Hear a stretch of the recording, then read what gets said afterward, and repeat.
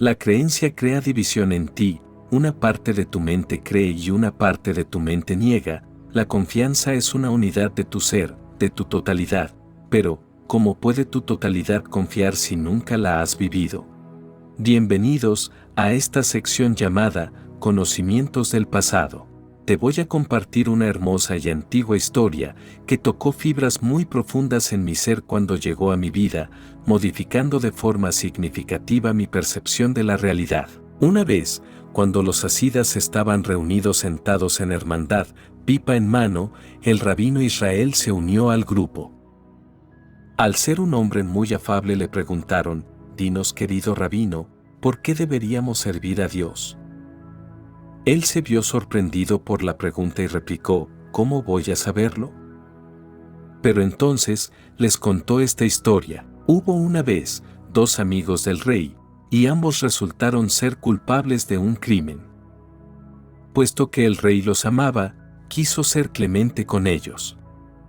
Pero no los pudo exculpar, porque ni la palabra de un rey puede prevalecer sobre la justicia, de modo que dictó esta sentencia: se tendería una cuerda sobre un profundo abismo y uno tras otro, los dos tendrían que cruzar por ella. El que llegara al otro lado, tendría garantizada su vida. Se hizo como el rey había ordenado, y el primero de los amigos cruzó sano y salvo. El otro, sin haberse movido aún, le gritó: «Dime, amigo, ¿cómo te las apañaste para cruzar?». El primero le contestó: «No sé cómo lo hice, pero solo sé una cosa: cuando sentía que me iba hacia un lado, me inclinaba hacia el otro».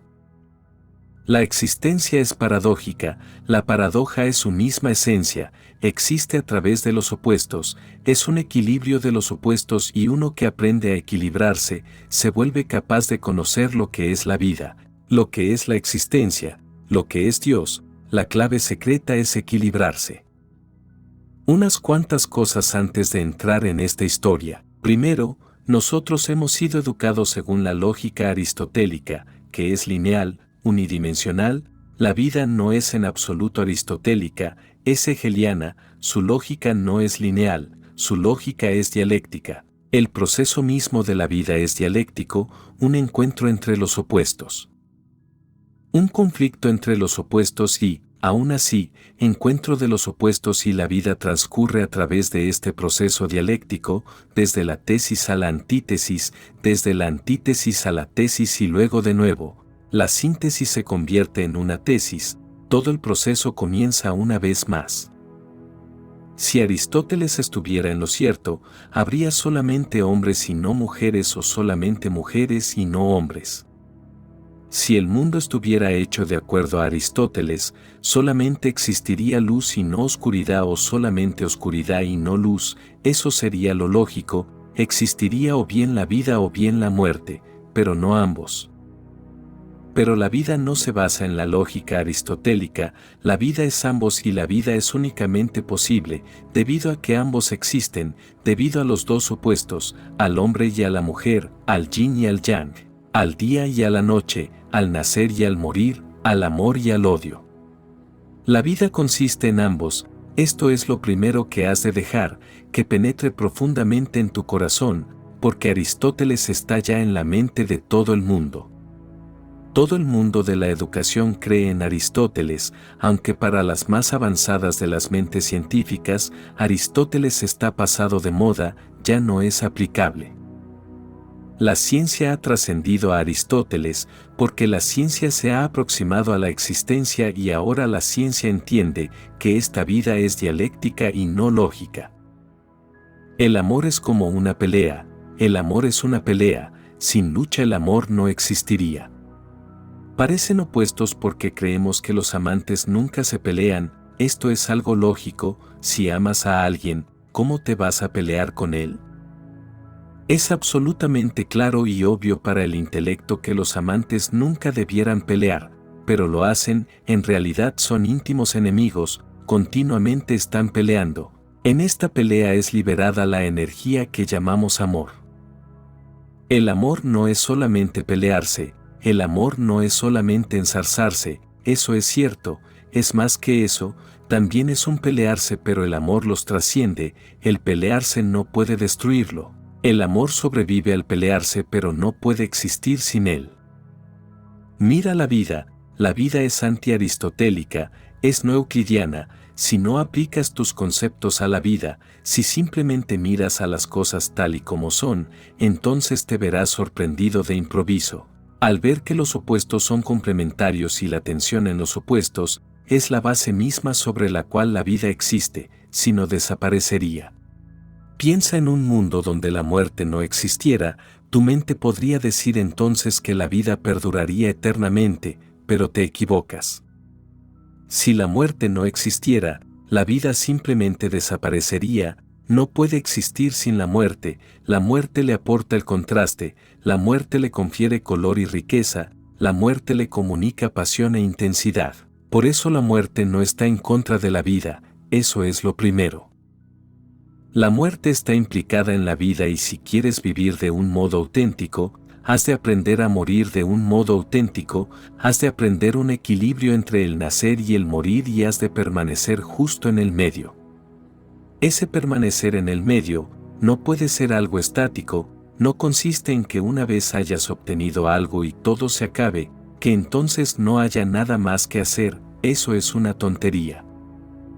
Uno nunca alcanza el equilibrio definitivo, uno ha de alcanzarlo una y otra vez. Esto es algo muy difícil de comprender, porque nuestras mentes se han desarrollado bajo conceptos que no son aplicables a la vida real. ¿Crees que una vez has alcanzado la meditación y no hay necesidad de nada más? Entonces estarás ya en meditación y no es así, te equivocas, la meditación no es algo estático, es un equilibrio, has de lograrlo una y otra vez, te volverás más y más capaz de alcanzarlo, pero no perdurará para siempre como algo que poseas en tus manos. Ha de ser reclamado a cada instante, solamente entonces será tuyo, no puedes descansar, no puedes decirte, he meditado, he experimentado eso y ahora ya no hay necesidad de que haga nada más, ya puedo descansar. La vida no cree en los descansos, es un movimiento constante desde la perfección hacia una perfección mayor, escúchame, desde la perfección hacia una perfección mayor.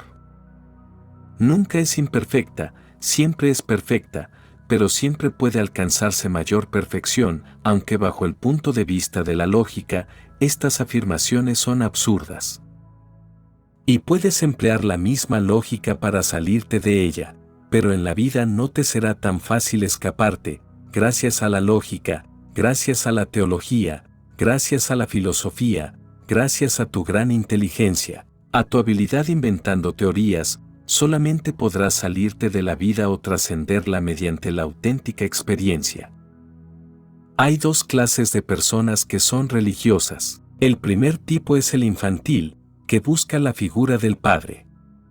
El primer tipo es inmaduro, no es capaz de confiar en sí mismo, por esto necesita de algún Dios en alguna parte, puede que Dios exista o no, eso no importa, pero necesita de Dios. Incluso aunque Dios no exista, la mente inmadura lo inventará, porque la mente inmadura tiene una necesidad psicológica, no es cuestión de si Dios existe o no, es una necesidad psicológica. En la Biblia se dice que Dios hizo al hombre a su propia imagen, pero la inversa es más cierto, el hombre hizo a Dios a su propia imagen, sea cual sea tu necesidad, creas esa clase de Dios. Por eso el concepto de Dios varía según las épocas. Cada país tiene su propio concepto, porque cada país tiene sus propias necesidades, de hecho cada persona posee un concepto diferente de Dios, porque sus necesidades están ahí y han de satisfacerlas. Por eso, el primer tipo de persona religiosa, el mal llamado persona religiosa, es sencillamente una persona inmadura, su religión no es una religión sino una psicología, y cuando una religión es psicología, es simplemente un sueño, un deseo, una satisfacción de deseos, no tiene nada que ver con la realidad. Creen porque son incapaces de vivir sin creencias, creen porque la creencia les da cierta clase de seguridad, creen porque la creencia los ayuda a sentirse protegidos, es su sueño, pero les ayuda. En la noche oscura de la vida, en la gran lucha por la existencia, sin una creencia así se sentirían solos, pero su Dios es su Dios, no el Dios de la realidad, y una vez se deshagan de su inmadurez, su Dios desaparecerá. Eso es lo que le ha ocurrido a mucha gente en este siglo. Mucha gente se ha vuelto irreligiosa. No es que hayan llegado a saber que Dios no existe. En estos tiempos el hombre ha madurado, el hombre ha llegado a la edad adulta, el hombre se ha puesto un poco más maduro, de modo que el Dios de la infancia, el Dios de la mente inmadura sencillamente se ha vuelto irrelevante. Eso es lo que quiere decir Friedrich Nietzsche cuando declara que Dios ha muerto. No es que Dios esté muerto, es el Dios de la mente inmadura el que ha muerto. En realidad, el decir que Dios ha muerto no es correcto, porque ese Dios nunca ha estado vivo. La única expresión acertada sería decir que Dios ha dejado de ser importante. El hombre ha de confiar más en sí mismo, no necesita creer, no necesita de las muletas de la creencia. Por eso, la gente ha ido perdiendo más y más el interés en la religión, se han vuelto indiferentes a lo que ocurre en las iglesias, se han vuelto tan indiferentes que ni siquiera discrepan de lo que se dice en ellas. Si dices, ¿crees en Dios?, te contestarán, está bien tanto si existe como si no existe, no importa, no hay diferencia alguna, tan solo para ser corteses, si tú eres creyente, te dirán si lo hay. Si no eres creyente, te contestarán no, no existe, pero ha dejado de ser algo que preocupe apasionadamente. Esta es la primera clase de religión, la que ha existido por los siglos de los siglos, en todas las épocas y que se está volviendo más y más anticuada, obsoleta, su tiempo ha pasado. Se necesita de un Dios nuevo, que no sea psicológico, se requiere de un nuevo Dios, que sea existencial, el Dios de la realidad, el Dios como realidad. Podemos incluso abandonar la palabra Dios, lo real nos puede servir, lo existencial nos puede servir. Luego, hay un segundo tipo de gente religiosa, para la cual la religión no nace del miedo. El primer tipo de religión nace del miedo, el segundo tipo, también falso, también pseudo, también mal llamado religión, no nace del miedo, nace de la astucia. Hay gente astuta que inventa teorías, que es muy hábil con la lógica, con la metafísica, con la filosofía y crean una religión que es pura abstracción, una hermosa pieza de arte, de inteligencia, de intelectualidad, de filosofía, pero que nunca penetra en la vida, que nunca roza la vida, que simplemente permanece como una idea abstracta. Pero, ¿qué clase de religión es esta? No tiene impacto sobre la vida, tú crees, pero esa creencia nunca penetra en la vida, nunca la transforma, nunca se convierte en parte intrínseca de ti, nunca circula por tu sangre, nunca la respiras, nunca late en tu corazón, es simplemente algo inútil, a lo sumo, quizás ornamental, pero sin utilidad para ti. En determinados días acudes a la iglesia, es una formalidad, una exigencia social y puedes hablar de Dios, de los Vedas, de la Biblia, del Corán, pero no eres sincero al hablar, no sientes lo que dices. Tu vida sigue sin eso, tu vida discurre por un camino totalmente distinto, no tiene nada que ver con la religión. Observa, uno dice que es un musulmán, otro que es un hindú, otro un cristiano, otro un judío, sus creencias son diferentes, pero observa sus vidas y no notarás diferencia alguna.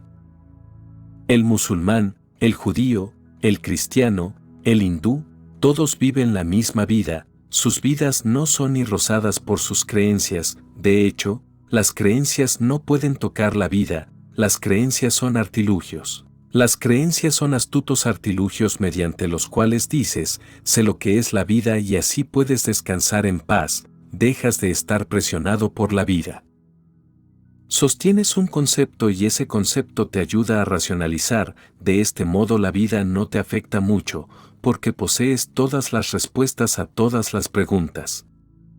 Pero recuerda, a menos que la religión sea personal, a menos que la religión no sea abstracta, sino real, a menos que esté profundamente arraigada en ti, en tu ser, a menos que sea como uña y carne contigo, es inútil, no sirve de nada, es la religión de los filósofos y no la religión de los sabios.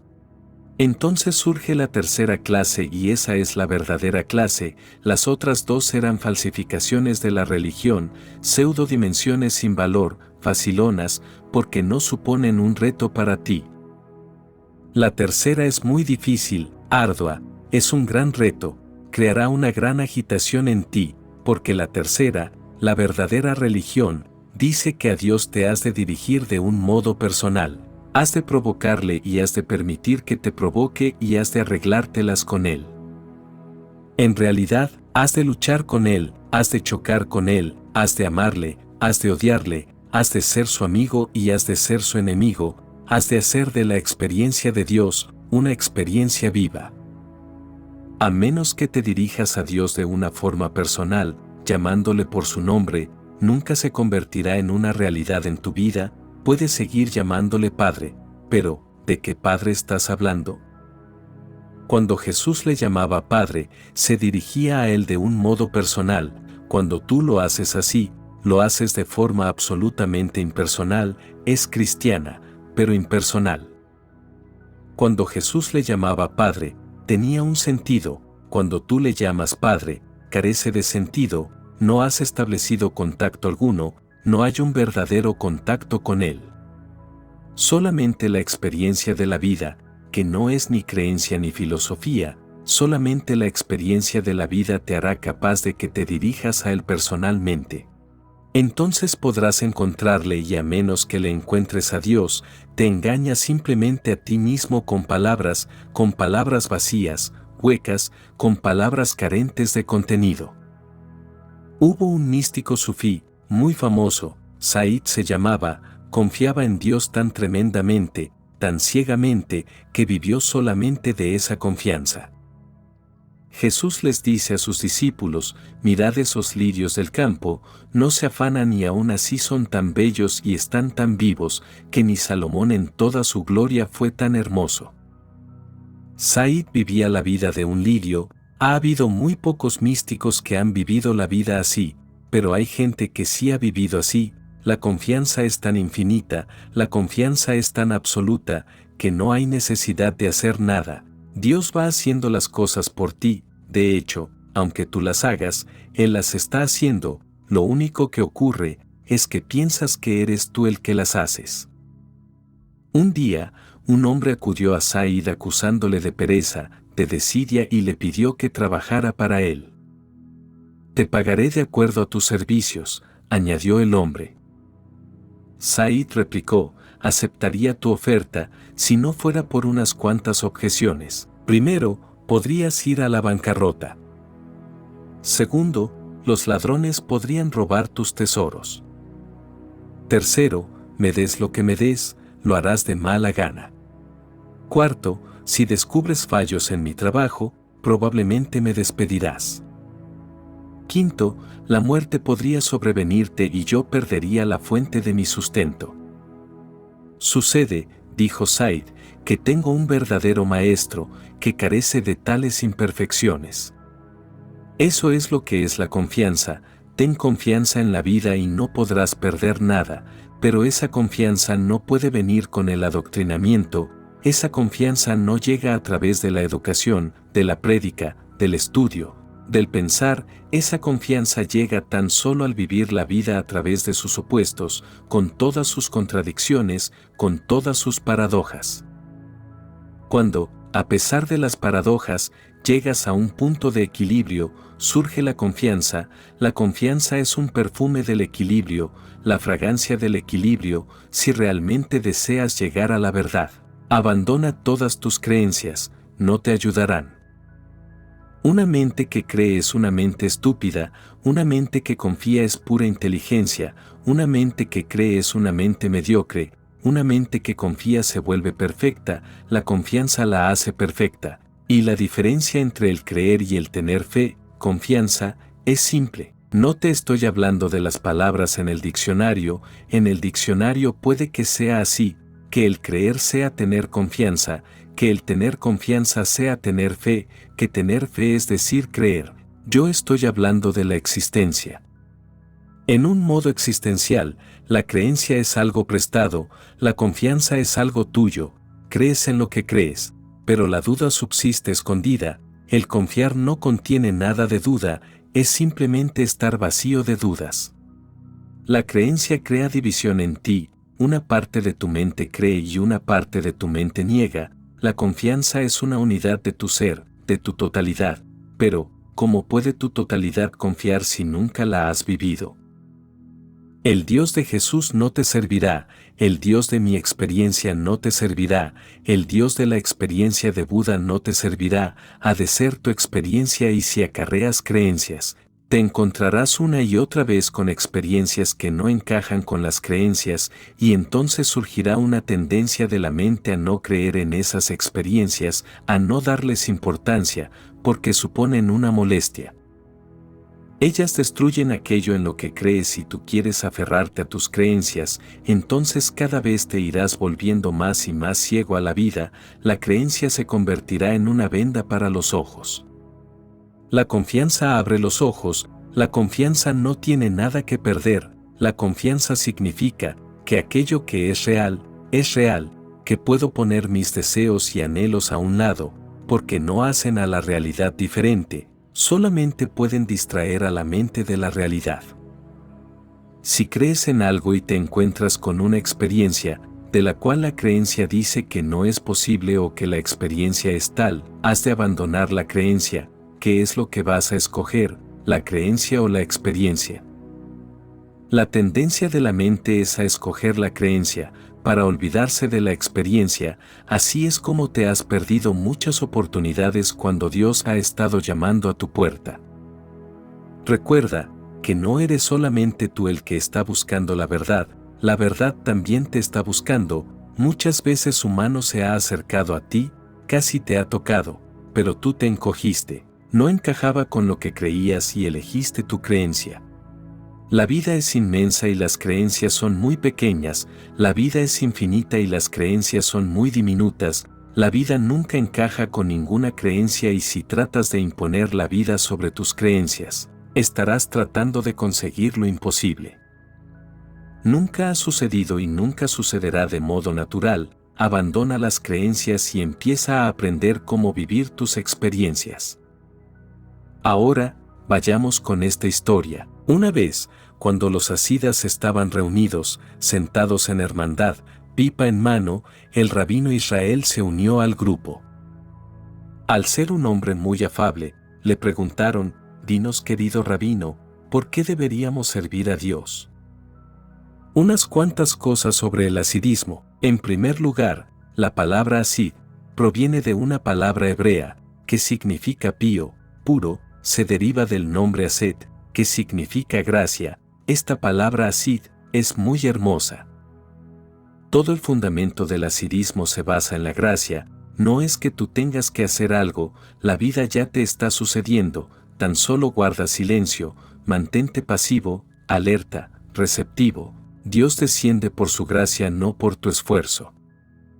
Por eso, el hasidismo no prescribe austeridades, el hasidismo cree en la vida, en la alegría. El hasidismo es una de las religiones mundiales que afirman la vida, no contiene renunciación alguna, no has de renunciar a nada, más bien has de celebrar.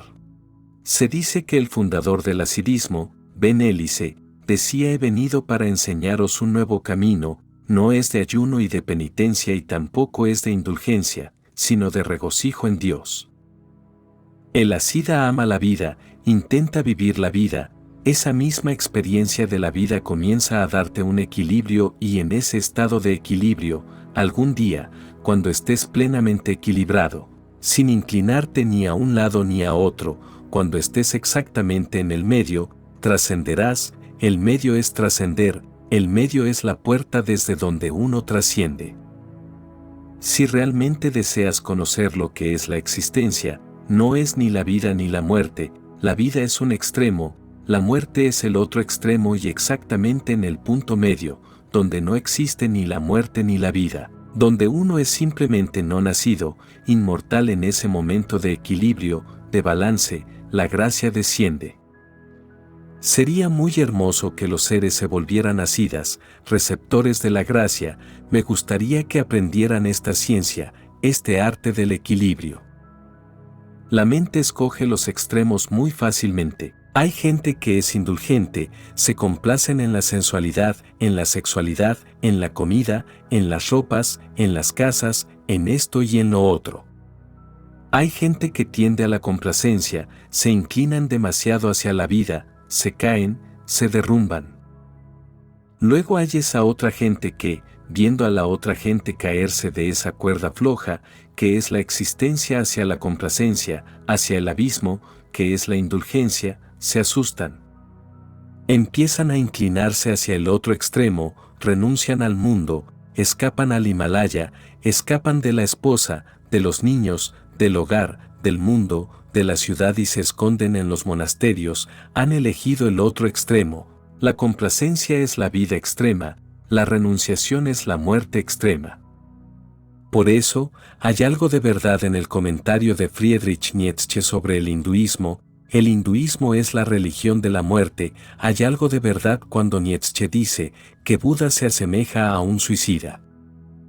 La verdad es esta: puedes ir de un extremo al otro. Todo enfoque asida es no escoger extremo alguno, es permanecer sencillamente en el medio, asequible a ambos extremos, y no obstante trascenderlos, sin estar identificado con ninguno, sin estar ni obsesionado ni aferrado a ninguno, simplemente mantenerse libre, disfrutando de ambos. Si es la vida la que llega, disfruta de la vida; si es la muerte la que llega, disfruta de la muerte. Si por su gracia Dios da la vida, el amor, bien; si Él envía la muerte, también debe ser bueno, es su regalo.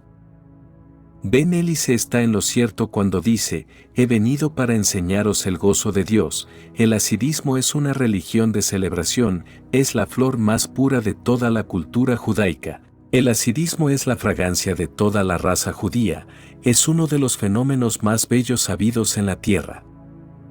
Una vez, cuando los hasidas estaban reunidos, sentados en hermandad, el hasidismo enseña la vida en comunidad, en un enfoque comunal. Se dice que el hombre no es una isla, que el hombre no es un ego, no debería ser un ego, no debería ser una isla, el hombre debería vivir una vida de comunidad.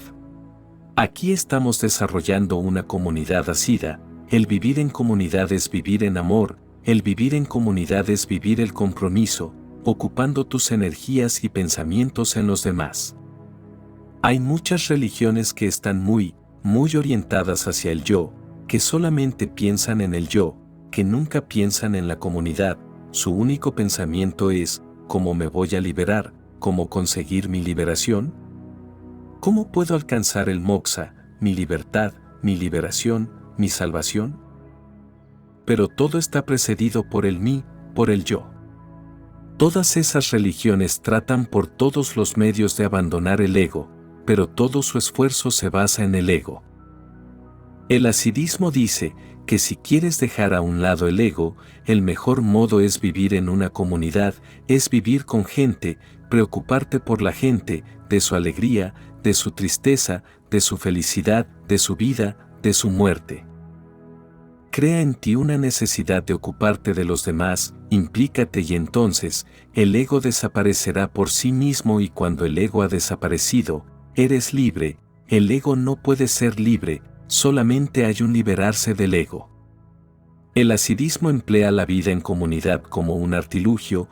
Los hasidas han vivido en pequeñas comunidades y han creado hermosas comunidades muy alegres, con bailes y disfrutando de las pequeñas cosas de la vida. Convierten a las pequeñas cosas de la vida en sagradas, hacen sagrados los pequeños hechos diarios, el comer, el beber, todo adquiere la cualidad de la plegaria. Lo común de la vida deja de ser común, es insuflado con la gracia divina. Una vez, cuando los hasidas estaban reunidos, sentados en hermandad. Esta es la diferencia: si ves a los monjes jainos sentados, nunca los verás en hermandad, no es posible, su enfoque es distinto. Cada monje jaino es una isla, pero los seres hasidas no son islas, son un continente en hermandad profunda. Recuérdalo, la comunidad que me gustaría creciera aquí, debería ser más asida, menos como los monjes jainos, porque un hombre solo, encerrado en sí mismo, es algo feo. La vida está en el amor, la vida está en el fluir, en el dar y el tomar y el compartir. Puedes ir a un monasterio jaino, a un templo jaino, donde los monjes jainos están sentados, simplemente observa, verás cómo todo el mundo está encerrado en sí mismo, sin relacionarse. Eso es en lo que se esfuerzan, en no relacionarse. Todo el esfuerzo se centra en cómo desconectarse de toda relación, pero cuanto más te desconectas de la comunidad y de la vida, más muerto estás. Es muy difícil encontrar a un monje jaino que esté todavía vivo, y lo sé bien, porque desde siempre los he observado y me quedaba sorprendido, pensando qué calamidad esa gente, ¿qué es lo que fue mal? Están muertos, son cadáveres. Si te acercas a ellos sin ningún prejuicio, sin pensar que son grandes santos, si simplemente vas, observando sin prejuicio alguno, te quedarás sorprendido, anonadado, pensarás, ¿qué enfermedad? ¿Qué mal ha afectado a esa gente? ¿Están neuróticos? Su preocupación por sí mismo se ha convertido en su neurosis. La comunidad ha perdido completamente todo significado para ellos, pero todo significado está en la comunidad. Recuerda, cuando ames a alguien, no es solamente que le ames, es que, al dar, creces. Cuando el amor empieza a fluir entre tú y el otro, ambos resultan beneficiados, y en ese intercambio de amor, nuestras potencialidades se actualizan. Así es como sucede la autorrealización. Ama más y serás más, ama menos y serás menos. Siempre serás en proporción a tu amor. La proporción en que amas es la proporción en que eres. Una vez, cuando los asidas estaban reunidos, sentados en hermandad, pipa en mano, ¿puedes imaginarte a un santo pipa en mano? Pipa en mano, el rabino Israel se unió al grupo. Ha de permitirse que la vida sea santificada, que sea consagrada, incluso hasta una pipa. Puedes fumar como si rezaras o puedes rezar como si no rezaras, no es una cuestión de lo que hagas. Puedes ir al templo, puedes ir a la mezquita, pero, aún así, puedes rezar como si no oraras. Depende de ti, depende de la cualidad que le confieras a tu oración. Puedes comer, puedes fumar, puedes beber y puedes hacer todas esas pequeñas cosas, esas cosas mundanas, con tal gratitud que se convertirán en oración. La otra noche, me encontré a un hombre que hacía tiempo no veía. Él me abrazó muy fuerte, por algunas palabras que lo ayudaron a salir de una gran depresión que se estuvo manifestando toda su vida. Pude notar, en su abrazo forzado, muy poco de reverencia. Lo estaba haciendo como si fuera un deber, puede que ni fuera consciente de lo que estaba haciendo. Así se le debió de educar, pero yo sentí, pude ver, que su energía era absolutamente irreverente y me preguntaba, ¿por qué lo habría hecho? Quería saldar lo que imaginó que era una deuda y consultarme por algunos sucesos. Nunca digo que no, pero deseé decírselo, pensé por un instante en hacerlo. Si lo rechazaba parecería correcto, pero el hombre estaba absolutamente equivocado. Finalmente le dije: de acuerdo, te ayudaré en lo que pueda, porque no podía rechazarle, no podía decirle no. Me es muy difícil usar esa palabra, por eso le ayudé y entonces todo se volvió claro. Inmediatamente después de algunas palabras me dijo: te he agradecido por todo lo que has hecho por mí, ahora ayúdame. He sido desplazado, me han trasladado. Él era oficial de policía y lo habían desplazado para una zona inferior, según me decía. Te pido, con tu poder espiritual, ayúdame a que sea transferido a un lugar mejor. Mi poder espiritual ha de ser empleado para que él sea transferido a un lugar mejor. ¿Qué clase de concepto tiene el del poder espiritual? Ahora todo estaba claro. No estaba interesado en agradecer, eso solo era un soborno. Debió pensar que si él pedía para ser transferido, sin alabanzas y agradecimientos, no sería lo correcto. Por eso, Primero agradeció e hizo alabanzas y luego pidió. El pensar en estos términos es sencillamente irreverente, poco espiritual. Él dice que es un ser espiritual y la forma en que lo dijo fue sumamente egoísta, sintiéndose muy orgulloso, muy superior. Soy un ser de espiritualidad, soy un amante de la cultura oriental, he estado trabajando en mí durante muchos años y por eso, creo que merezco ir a un lugar mejor. Ese hombre carecía absolutamente de espiritualidad, no había nada de espiritual, de reverente en su enfoque. Lo que quiero que veas claro es esto, no depende de lo que hagas, puedes abrazarme de modo irreverente, entonces eso no tiene sentido, pero puedes fumar y puedes hacerlo de una forma tan reverente que tu oración alcance a Dios. Eso es muy difícil para la gente que tiene ideas fijas sobre la religión, la espiritualidad, pero a mí, me gustaría que te volvieras más líquido, no tengas ideas fijas. Observa, pipa en mano, el rabino Israel se unió al grupo. Al ser un hombre muy afable, le preguntaron, dinos querido rabino, ¿por qué deberíamos servir a Dios? Sí, solamente en profunda amistad se puede preguntar y solamente en profunda amistad se puede contestar. Entre el maestro y el discípulo se establece una profunda amistad. Es una relación de amor y el discípulo ha de esperar el momento apropiado y el maestro también ha de esperar el momento apropiado, cuando la amistad es un flujo, cuando desaparecen los obstáculos, cuando se pueden contestar las preguntas o incluso a veces, sin responder, aquellas pueden ser contestadas, incluso sin verbalizar puede ser entregado el mensaje. Él se vio sorprendido por la pregunta y replicó, ¿cómo voy a saberlo? En realidad, esa es la respuesta de todos aquellos que saben, ¿cómo voy a saberlo? ¿Cómo servir a Dios? Estás planteando una pregunta tan importante que yo no soy digno de contestar, dijo el maestro, ¿cómo voy a saberlo? No se puede saber nada del amor, no se puede saber nada de cómo servir a Dios, es muy difícil. Pero entonces les contó esta historia.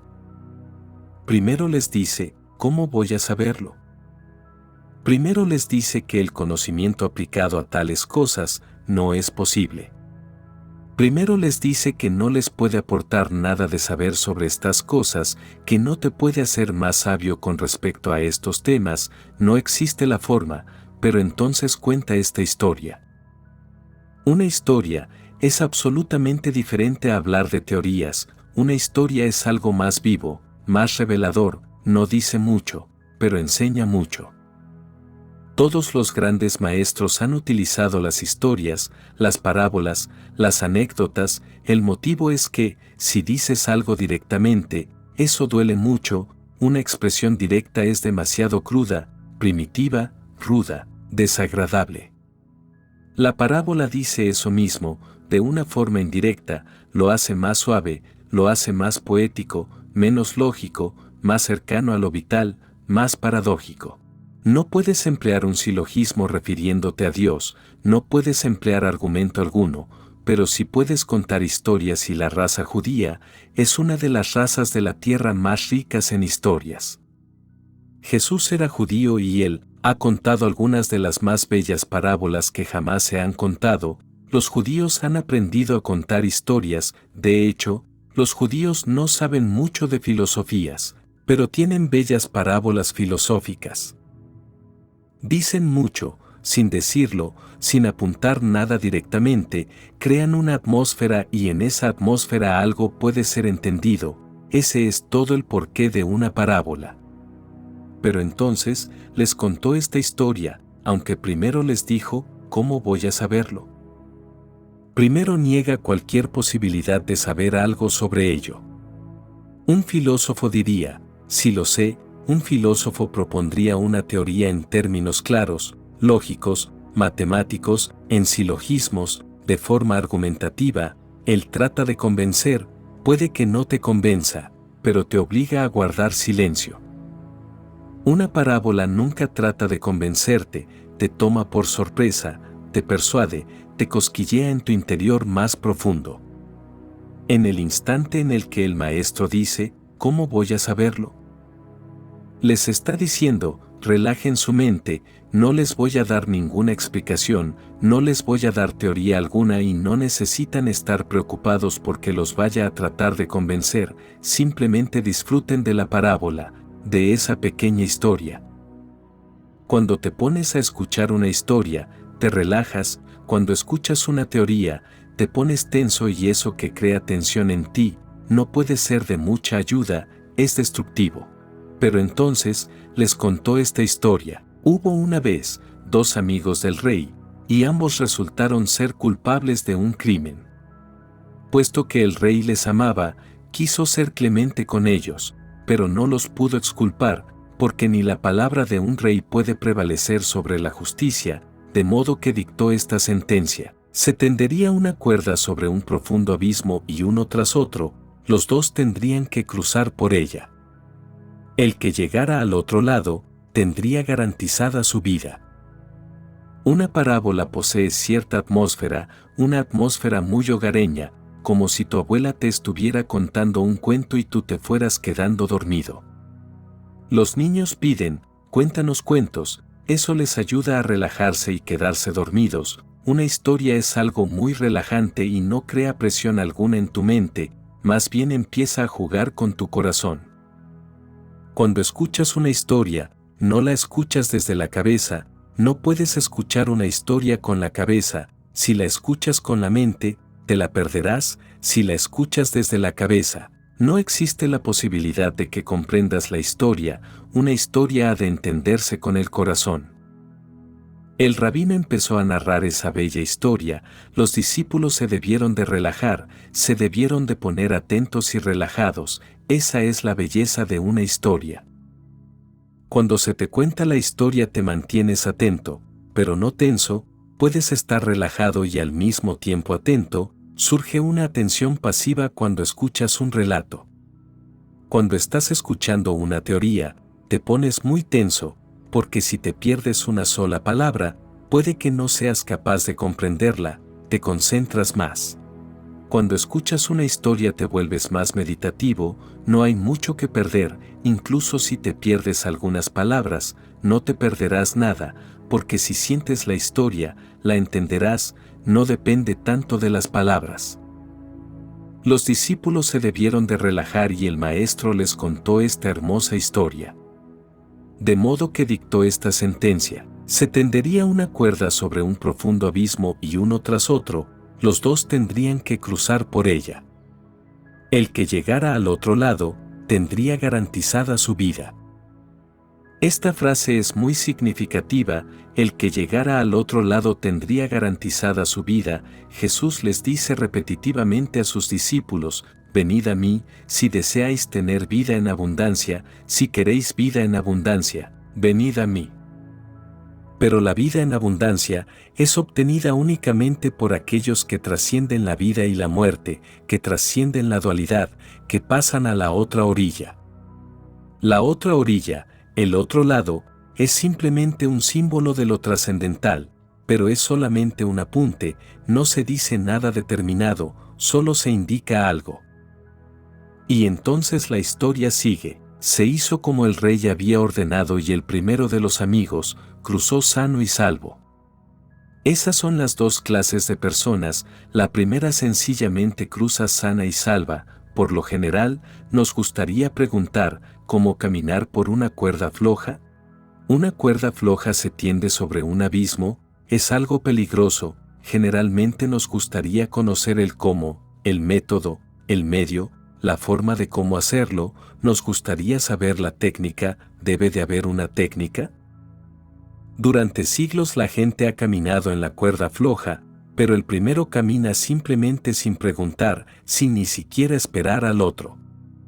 Esta es la tendencia natural, dejar al otro ir primero, al menos, así podrás observarle y ver aquello que puede serte de ayuda. No, él sencillamente caminó, debe de haber sido un hombre de tremenda confianza, debe de haber sido un hombre de una confianza indestructible, debe de haber sido un hombre que aprendió una cosa en la vida, que solamente hay una forma de vivir y esa es, vivir, el experimentar. No hay otra forma, No puedes aprender a caminar por la cuerda floja viendo cómo lo hace uno que camina en la cuerda floja, no, nunca, porque el secreto no está en algo tecnológico que puedas observar desde el exterior. Es cierto equilibrio interior que solamente conoce el que anda y no puede ser transferido. Él no nos puede contar, no puede ser verbalizado, nadie que sea capaz de caminar en la cuerda floja puede explicar a otro cómo se las arregla. Por ejemplo, vas en bicicleta, ¿puedes explicar cómo lo haces? Sabes equilibrarte, es como caminar en la cuerda floja, con las dos ruedas en línea recta y vas rápido y confías. Si alguien te pregunta, ¿cuál es el secreto? Puedes reducirlo a una pura fórmula, como el HP, puedes resumirlo en una máxima, pero no dices, este es el principio, yo sigo este principio. Tú dirás, la única forma es que vengas, te sientes en la bicicleta y yo te ayudaré a montar, caerás unas cuantas veces y luego descubrirás que la única manera de saber cómo hacerlo es hacerlo. La única manera de aprender a nadar es nadando, con todos los peligros que eso implica. El hombre que fue en primer lugar debió de tener una profunda comprensión de su vida, de que la vida no es un libro de texto, no se te puede enseñar sobre esto. Has de vivirlo y debió de ser un hombre de una conciencia extraordinaria, no dudó, simplemente caminó, como si siempre hubiera estado caminando por la cuerda floja. Nunca antes había caminado por ella, esa era la primera vez, pero para un hombre de conciencia todo es una primera vez, y un hombre de conciencia es capaz de hacer cosas, aunque las haga por primera vez, de un modo perfecto. Su eficiencia no proviene de su pasado, su eficiencia proviene de su presente. Recuerda esto, puedes hacer las cosas de dos maneras. Puedes hacer algo, porque lo hayas hecho anteriormente, de modo que sepas cómo hacerlo, no necesitarás estar presente, podrás hacerlo sencillamente de un modo mecánico. Pero si no lo has hecho antes y lo vas a hacer por primera vez, has de mantenerte tremendamente alerta, porque no tienes experiencia alguna del pasado, por eso, no puedes confiar en la memoria, has de confiar solamente en la conciencia. Esas son las dos formas de hacer las cosas, o bien funcionas desde la memoria, desde lo que sabes, desde el pasado, desde la mente, o funcionas conscientemente, en el presente, desde la no mente. El primer hombre debió de ser un hombre de no mente, uno que sabía que simplemente has de mantenerte alerta y ver qué sucede. Y suceda lo que suceda, está bien, un gran valor. Y el primero de los amigos cruzó sano y salvo. El otro, sin haberse movido aún, le gritó, «Dime amigo, ¿cómo te las apañaste para cruzar?» El segundo es la mente de la mayoría, la mente de las masas. El segundo quiere saber primero cómo cruzar, existe un método, existe alguna técnica que haya de aprender. Está esperando a que el otro se la diga. Dime amigo, ¿cómo te las apañaste para cruzar? El otro debió ser uno que creía en el saber, el otro debió ser uno que creía en la experiencia de los demás. Mucha gente acude a mí y me dicen, ¿qué te ha ocurrido? Pero, ¿qué puedes hacer? Buda lo explicó, Magda lo explicó, Jesús lo explicó y, ¿qué has hecho con ello? A menos que te suceda a ti, es inútil, puedo contarte una historia más y podrás incorporar esa historia a tu colección de recuerdos, pero eso no te va a ayudar. Esperar del saber de los demás es esperar en vano, porque eso, por lo que te puede ser dado por los demás, carece de valor alguno y aquello que posee un valor no puede ser dado ni transferido. El primero le contestó, no sé cómo lo hice, pero solo sé una cosa, aun habiendo cruzado, lo único que le dijo fue, no sé cómo lo hice, solamente te puedo decir esto. Porque en realidad, la vida nunca se convierte en conocimiento, permanece siendo una experiencia, nunca conocimiento, no puedes verbalizarlo, conceptualizarlo, exponerlo en una detallada teoría. El primero le contestó, no sé cómo lo hice, pero solo sé una cosa, cuando sentía que me iba hacia un lado, me inclinaba hacia el otro. Solamente puedo decirte esto, que hay dos extremos, la izquierda y la derecha, y cuando sentía que me inclinaba demasiado hacia la izquierda y perdía el equilibrio, me inclinaba hacia la derecha. Pero de nuevo tenía que reequilibrarme, porque me iba demasiado hacia la derecha y perdía otra vez el equilibrio, y de nuevo tenía que inclinarme a la izquierda. Por eso dijo dos cosas. Una, no puedo expresarlo como un método, solamente puedo indicarlo, no sé exactamente cómo lo hice. Solo sé que únicamente puedo darte esta pista y no sirve de mucho, en realidad no hace falta que la conozcas, te encontrarás con el hecho tú mismo, eso es lo que te puedo decir. Se le preguntó una y otra vez a Buda, ¿qué es lo que te ha sucedido? Y él siempre decía, no soy capaz de decírtelo, pero si puedo decirte cuáles fueron las circunstancias en que eso ocurrió, eso puede serte de ayuda. No puedo expresarte nada sobre la verdad última, pero puedo decirte cómo, por qué camino, con qué método, en qué situación estaba yo cuando me sucedió, cuando la gracia descendió sobre mí, cuando la bendición llegó a mí. El hombre dice, cuando sentía que me iba hacia un lado, me inclinaba hacia el otro, eso es todo, no es mucho, así es como me equilibré, así es como me sostuve en el medio. Y en el medio está la gracia, entonces el rabino les está diciendo a sus discípulos, me preguntáis, ¿cómo debemos servir a Dios? Lo estaba indicando con esta parábola, permaneced en el medio, no os excedáis mucho ni renuncies en exceso, no os aferréis demasiado en el mundo y no escapéis de él, mantened un equilibrio. Cuando sientes que te estás excediendo en demasía, inclínate hacia la renunciación y cuando sientas que renuncias en exceso, que te estás convirtiendo en una seta, inclínate de nuevo hacia la complacencia, mantente en el medio. En las carreteras de la India encontrarás carteles que dicen vaya por la izquierda, en América encontrarás vaya por su derecha, en el mundo solamente hay dos clases de personas, las que van por la derecha y las que van por la izquierda. La tercera clase es el pináculo mismo de la conciencia y la regla es, mantente en el medio, no trates de hacerlo en la carretera, sino en la vida, mantente en el medio, nunca por la izquierda, nunca por la derecha, simplemente en el medio y en el medio surgirán destellos de equilibrio. Un punto, puedes entenderlo, puedes sentirlo, en el que no te estás inclinando hacia ningún extremo, estás exactamente en el medio, en ese mínimo instante, de repente, surge la gracia, todo está en equilibrio y así es como uno puede servir a Dios. Permanece en equilibrio y así servirás a Dios, permanece en equilibrio y Dios estará a tu alcance y tú estarás al alcance de Dios.